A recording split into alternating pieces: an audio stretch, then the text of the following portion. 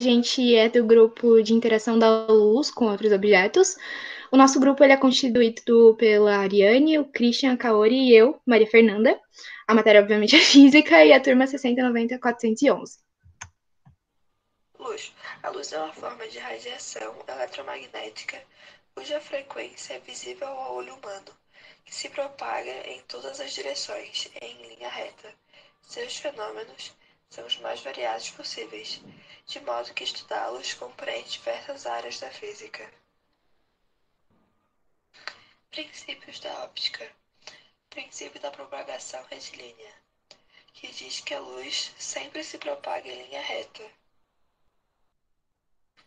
Princípio da independência de raios de luz, que prega que os raios de luz são independentes podendo se cruzar, o que não ocasiona nenhum tipo de mudança em relação à direção seguida por eles.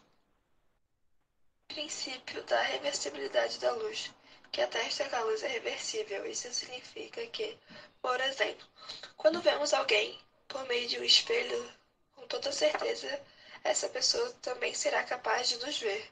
Assim, raios de luz sempre serão capazes de fazer exatamente o mesmo caminho da direção inversa. Refração é um fenômeno no qual os raios de luz passam de um meio para o outro, ocorrendo a mudança de velocidade de luz. Associando essa mudança de velocidade pode ocorrer, ainda, a mudança de direção de propagação de luz. Como resultado da mudança de direção de propagação de raios de luz, temos a impressão de que os objetos atrás de uma lâmina de vidro ou de uma lente, por exemplo, estão em posição diferente, conforme a imagem da colher dentro de um copo d'água. Outro efeito da refração é a forma de imagens como formatos e dimensões diferentes do próprio objeto. Dispersão é um fenômeno óptico em que a luz é separada em diferentes cores, quando refratada através de algum meio transparente. Exemplo do arco-íris, do prisma e da lente fotográfica. A dispersão ocorre em razão da diferença da incidência de refração, como também da diferença da velocidade de propagação do feixe de luz. Quando a luz está se propagando no ar e atinge o prisma de vidro, por exemplo, sua velocidade muda para outro valor, que é menor do que quando está se propagando no ar. Reflexão é um fenômeno em que os raios de luz, ao incidirem em uma superfície, retornam ao meio de origem. Em superfícies pólidas e planas, os raios retornam paralelamente. Caso a superfície seja rugosa ou irregular, os raios luminosos também se refletem, porém de maneira difusa, isso é, os raios não retornam paralelamente ao meio de origem. O raio de luz, ao atingir uma superfície refletora, é denominado raio incidente e é formado por um ângulo incidência em relação à reta normal, a qual forma um ângulo de 90 graus, perpendicular, em relação à superfície. O raio de luz retorna ao meio incidente, sendo denominado raio refletido. Primeira lei da reflexão. O ângulo do raio refletido em relação ao normal é igual ao ângulo do raio incidente. Segunda lei da reflexão. O raio de luz incidente, a reta normal, é o raio refletido, pertencem ao mesmo plano.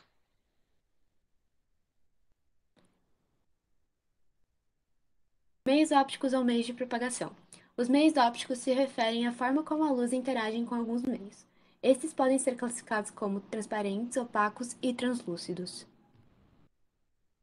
Meios transparentes. Os meios transparentes são aqueles que a luz pode atravessar seguindo uma trajetória regular, sem grandes variações de direção nem perdas significativas de luminosidade. Os meios transparentes apresentam o mesmo índice de refração, que é uma grandeza dimensional que mede a razão entre as velocidades da luz em diferentes meios, em todo o seu conteúdo. Além disso, ao atravessá-los, os raios de luz fazem-no de modo que não sofram dispersão. Os meios ópticos são qualificados como transparentes de acordo com o comprimento da onda da luz que os atravessa. Um exemplo disso são os vidros, como aqueles utilizados nas estufas. Eles permitem a passagem da luz visível, mas não que o infravermelho escape para o exterior. Dessa maneira, dizemos que os materiais são transparentes para a luz visível, mas opacos para o infravermelho. Como dito, a propriedade física que determina a transparência de um meio óptico é a relação entre os tamanhos das estruturas cristalinas que os compõem com o tamanho do comprimento da onda eletromagnética. Exemplos de meios transparentes. Vácuo. Apesar de ser caracterizado como uma região em que não há presença de matéria, é possível que se transfira energia através do vácuo. Sendo assim, podemos considerá-lo como um meio. Nesse sentido, o vácuo é um único meio perfeitamente transparente. Vidro.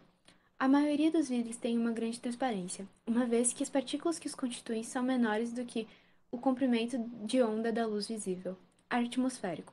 Apesar de transparente para a maior parte da luz visível, o ar atmosférico não é completamente transparente para a cor azul e violeta, assim como a água. No entanto, esse efeito só é observado quando olhamos para uma grande extensão desse meio, como em um lago profundo ou quando olhamos para cima e vemos o céu azul. A coloração azul do céu está relacionada com a dispersão de luz pelas moléculas ali presentes.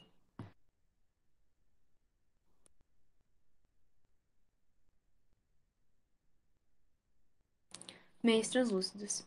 Os meios translúcidos permitem a transmissão da luz, no entanto, com pouca nitidez. Diferentemente dos meios transparentes, os meios translúcidos apresentam índices de refração variados em seu interior. Quando a luz passa através deles, sua trajetória é regular. Desse modo, quando tentamos enxergar algum objeto posicionado atrás de um meio translúcido, vemos apenas uma imagem bastante distorcida.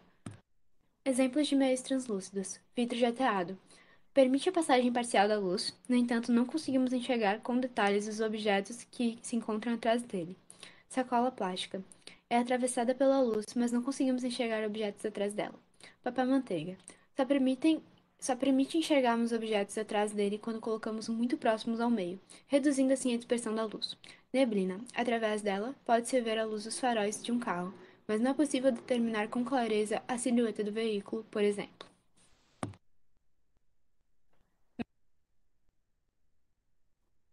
Meios opacos. Os meios opacos não permitem a transmissão da luz em seu interior. Quando a luz atinge a interface de um meio opaco, ela pode sofrer reflexão regular ou difusa, como ocorre na superfície de uma casca da árvore e um espelho, respectivamente. No caso da casca da árvore, não há transmissão de luz, mas sim reflexão difusa. Não podemos enxergar-nos quando olhamos para a superfície, apesar de enxergá-la. Já no caso do espelho, não há transmissão de luz, mas podemos enxergar nosso reflexo. Por isso dizemos que ocorreu uma reflexão regular. Exemplos de meios opacos. Madeira. Quando olhamos para um pedaço de madeira, não é possível enxergar o que está atrás dele. Desse modo, dizemos que esse meio é opaco à luz visível. Concreto. De modo similar ao da madeira, o concreto não permite a passagem da luz visível, refletindo-a de forma irregular e absorvendo-a. Metais. Quando polidos, os metais refletem a luz de forma regular e absorvem-na. Espelhos. São superfícies polidas nas quais os raios luminosos, ao incidirem sobre eles, refletem-se e retornam ao mesmo meio de incidência. Os cientistas, os cientistas perceberam que a luz possui um comportamento similar ao das ondas eletromagnéticas. A luz é uma oscilação e se propaga no vácuo, com uma certa variação no tempo. Frequência. As frequências determinam as cores para a luz. Para uma determinada faixa de frequência, podemos observar as cores, e essa faixa de cores é chamada de espectro de luz visível. A imagem abaixo ilustra a faixa dentro do espectro eletromagnético visível, ou seja, o espectro visível. Escala e comprimento de onda. Espectro visível. Espectro visível variam de pessoa para pessoa. Sendo assim, os olhos dos seres humanos têm uma faixa definida, se limitando entre 350 e 700 dos comprimentos de onda para a luz visível. Podemos dizer que para cada cor temos uma determinada frequência, comprimento de onda que a distingue das demais. Por exemplo, temos a luz vermelha, que é uma luz de menor frequência e, consequentemente, menor energia. Já a violeta, que é uma luz de maior frequência e nos submete maior energia. Abaixo segue uma tabela que ilustra bem cada faixa de frequência e comprimento da onda para as faixas de luz visíveis. Os estudos da energia da luz podem ser observados em diversos trabalhos da física, desde Newton com os estudos da separação de luz branca utilizando um prisma, às mais sofisticadas técnicas de análise espectrográfica.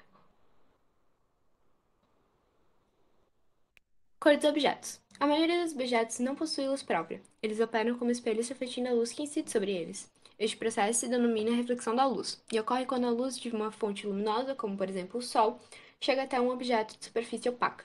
A radiação solar bate no objeto e é rebatida para outra direção. Essa radiação que é rebatida chega até nossos olhos, então podemos enxergar as características do objeto, como contorno, textura e etc. A luz consegue carregar todas essas informações que tornam possível a percepção dos objetos em tantos detalhes. A luz branca é, na verdade, uma mistura de algumas cores básicas. Se incidirmos luz branca sobre um objeto opaco, parte da luz é absorvida e outra parte será refletida. A quantidade de energia que o corpo vai absorver ou refletir depende basicamente de dois fatores: a frequência da luz e o tipo de material de que é feito o corpo. Portanto, entre um corpo que reflete toda a luz, objeto branco, e um objeto que absorve toda a luz, objeto negro, temos objetos que refletem algumas cores e absorvem outras. Por exemplo, digamos que a luz solar do meio-dia, que possui três cores primárias, verde, vermelho e azul, incida sobre uma maçã. O que ocorre neste processo é que a textura da maçã acaba absorvendo parte dessa radiação, permitindo apenas que a reflexão de uma faixa de radiação, que aos nossos olhos humanos é sentida com um tom vermelho. No caso do ovo, sua textura gera uma reflexão total da radiação, gerando a percepção visual da cor branca. No caso oposto, um objeto que absorver toda a radiação, não refletindo nenhuma luz, será percebido pelos nossos olhos com a cor preta, que está conectada à ausência de luz. Sombra e penumbra. O princípio da propagação retilínea da luz possibilita como consequência a formação da sombra e da penumbra.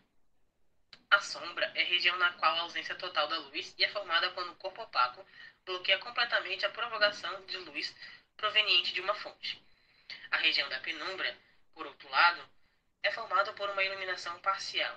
Isso ocorre quando o corpo opaco bloqueia somente parte da luz proveniente da fonte. É importante salientar que a penumbra só pode ser formada por fontes de luz extensa.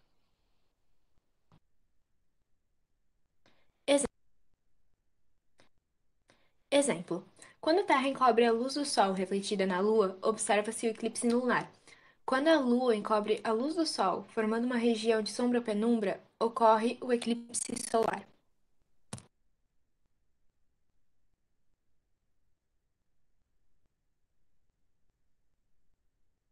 E, bem, foi isso. Esse é o nosso trabalho. Obrigada a todos que acompanharam.